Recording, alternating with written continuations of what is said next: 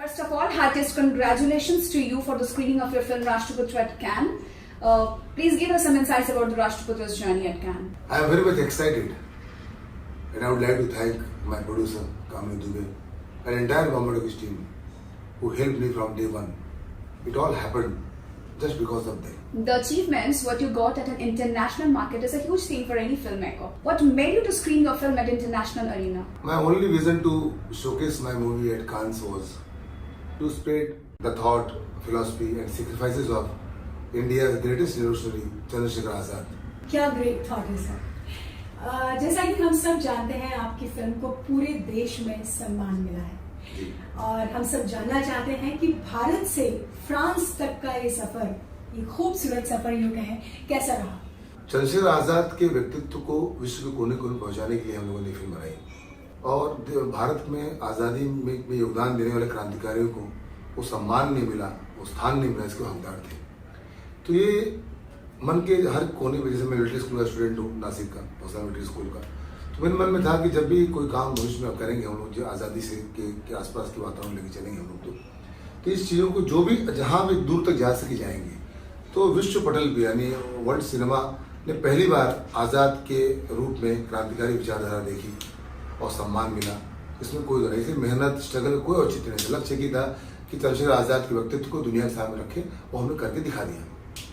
अभी राजपुत्र के बाद सर अभी आगे का कोई मूवी का आपका प्लानिंग, कोई अभी कुछ और प्रोजेक्ट? अभी द पैट्रियट और ग्रेट पैट्रियट यानी इंग्लिश और फ्रेंच की फिल्म हम रिलीज करने वाले, शायद बॉम्बे टॉकीज रिलीज करेगी शायद जुलाई के आसपास का, उस पर हम काम कर रहे हैं। 15-20 दिन का काम बाकी है। अगली 2 फिल्में आप देखेंगे बहुत जल्द, द पैट्रियट इंग्लिश के रूप में and great patriot French language में।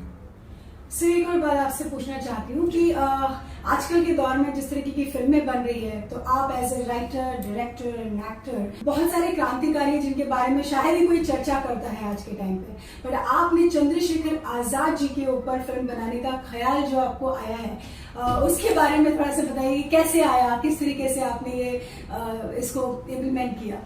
मैंने पहले बताया आपको कि आज़ादी दिलाने में योगदान कई लोगों का था।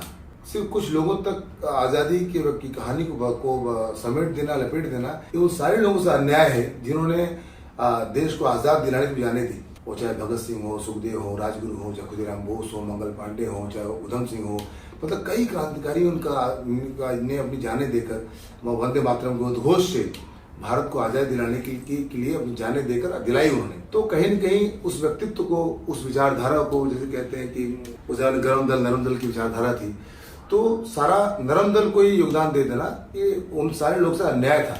वो सब ध्यान में रखते हुए उस चीज़ को हम लोग विश्व के कोने तक ले गए। ये साबित किया कि चंद्रशेखर आज़ाद की विचारधारा ही देश को आज़ादी दिलाने में योगदान दिया। उसी के रास्ते सुभाष चंद्र बोस बाद में चले और आज़ाद हिंद फौज बनाई उन्होंने। तो हम लोग जो सोचे थे वो करके दिखाया और विश्व के कान से फिल्म फेस्टिवल पे सम्मान मिलना, स्थान मिलना, मैं समझता हूँ कि एक सफलतापूर्व पहला कदम हम लोग रखा है। ओके सर, और ऐसा भी सुनने में आया कि आपने इंग्लिश और फ्रेंच में भी फिल्म बनाई है, तो हम ये भी जानना चाहते हैं कि आप वर्ल्ड सिनेमा को इंडियन सिनेमा से कैसे और क्यों जोड़ना चाहते हैं, उसके पीछे आपका क्या रीजन है? देखिए, मेरा मानना है कि पूरा विश्व गांव की तरफ मानसिकता हो, कोई किसी प्रांत का हो, किसी भी देश का हो, लेकिन उस हर व्यक्ति को अपने, चाहे वो किसी भी जात का हो, किसी भी धर्म का हो, किसी भी, चाहे युवा हो, बूढ़ा हो, हर व्यक्ति को देश के लिए सोचना चाहिए और देश के लिए जान देने और जान लेने की बात होनी चाहिए। जिस लायक है वो देश के लिए जो काम करेगा उससे देश तरक्की करेगा। देश में सारे लोग समाहित हैं तो उसका लाभ सबको मिलेगा। किसी भी कंट्री पे रहने वाले हर व्यक्ति को देश के लिए सोचना चाहिए और राष्ट्रवादी विचारधारा से उत्पुष्ट होना चाहिए। आजाद सर, राष्ट्रपुत्र फिल्म बनाने के दौरान कामिनी दुबे जी के साथ आपका कैसा एक्सपीरियंस रहा? बहुत अच्छा था, बहुत सहयोग दिया उन्होंने कदम कदम पे, जो भी उम्मीद से, क्योंकि किसी महिला प्रोड्यूसर का इस फिल्म में तैयार होना कि चंद्रशेखर आज़ाद पे जिस पे काम आज तक नहीं किया उस पर काम करना, तो जो वंदे मातरम हमने शूट किया है वो आज़ादी के 1920 के दरमियान गांधी के अधिवेशन में, कांग्रेस के अधिवेशन में उस गाने को बैन कर दिया गया था, दुर्गा लक्ष्मण रानी, वो भी हमने दिखाया है।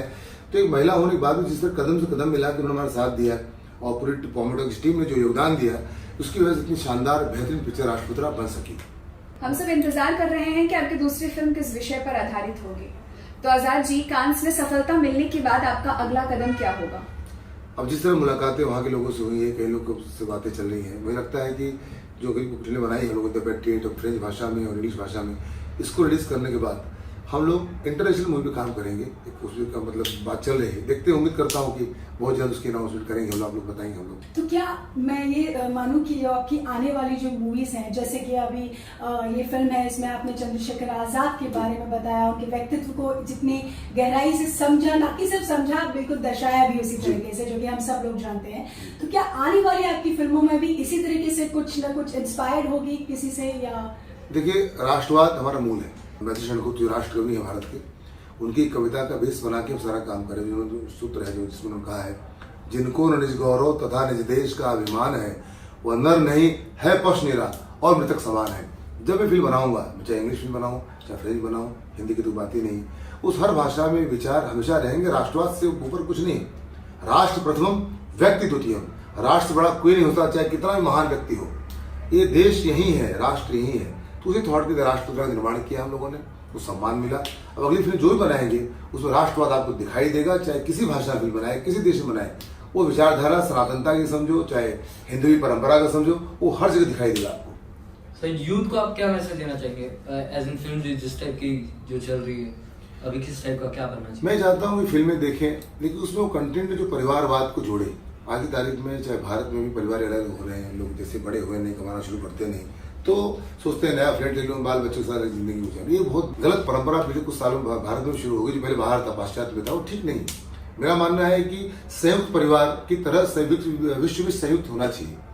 जब तक आज का यूथ अपनी सनातनता को नहीं जानेगा, अपने मूल की जड़ों को नहीं पहचानेगा, तब तक आगे ग्रोथ करने में आसानी होगी। हर आदमी विकिपीडिया देखता है, विकिपीडिया आदि जानकारी है, जिसको अच्छा लिख दिया, बुरा लिख दिया, ऐसे कई चीजें हैं कि आप किताबें पढ़िए, पुराने अपने पुराने बुजुर्गों के साथ उठी बैठी, ताकि आपको राष्ट्रवाद से उत्प्रोत अपने सनातन भारत के जो गौरव को जानने का मौका मिले।